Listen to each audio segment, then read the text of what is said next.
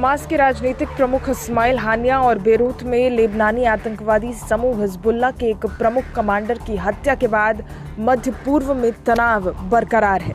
इस बीच खबर आ रही है कि हिजबुल्लाह ने रविवार को उत्तरी इजराइल में बेत हिलेल शहर को निशाना बनाकर कत्यूशा रॉकेटों की बौछार कर दी है।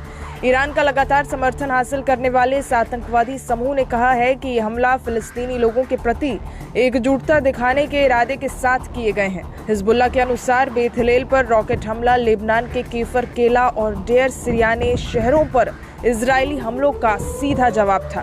वहीं दक्षिणी लेबनान में इजरायल के द्वारा हमला किया गया, जिसमें हिजबुल्लाह के एक सैन्य अधिकारी की मौत हो गई। हमले में उनकी कार को निशाना बनाया गया।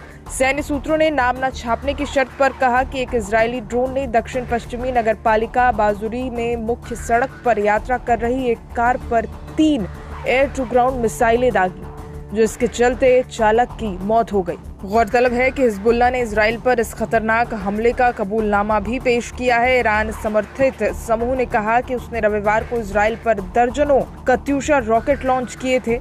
उसने बताया कि ये हालिया हमला उत्तरी इजराइल में बेत हिलेल पर किया गया था, जो लेबनान में केफर केला और डेयर सिरियाने पर इजराइल के हमलों का जवाब था।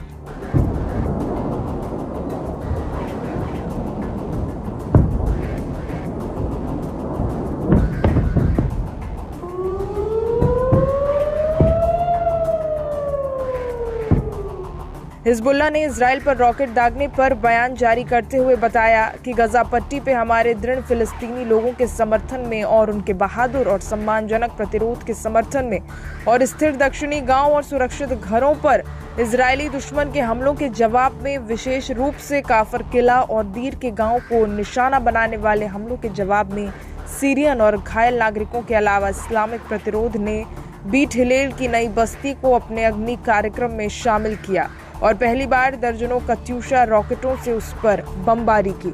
इसके अलावा इजराइल ने शुक्रवार रात को सीरिया लेबनानी सीमा पर हावश अल सैयद अली क्षेत्र में खाद्यपूर्ति से लदे ट्रकों को निशाना बनाते हुए 3 हमले किए, जिसमें एक सीरियाई चालक घायल हो गया। हिजबुल्लाह के महासचिव हसन नसरल्लाह ने सही समय और स्थान पर इजरायली हमले का बड़ा जवाब देने की धमकी दी है। लेबनान इजराइल सीमा पर 8 अक्टूबर 2023 को तनाव बढ़ गया, क्योंकि एक दिन पहले इजराइल पर हमास के हमले के एक साथ एकजुटता दिखाने के लिए हिजबुल्लाह ने इजराइल की ओर रॉकेटों की बौछार की। इसके बाद इजराइल ने दक्षिणी पूर्वी लेबनान की ओर भारी तोपखाने दागकर जवाबी कार्रवाई की।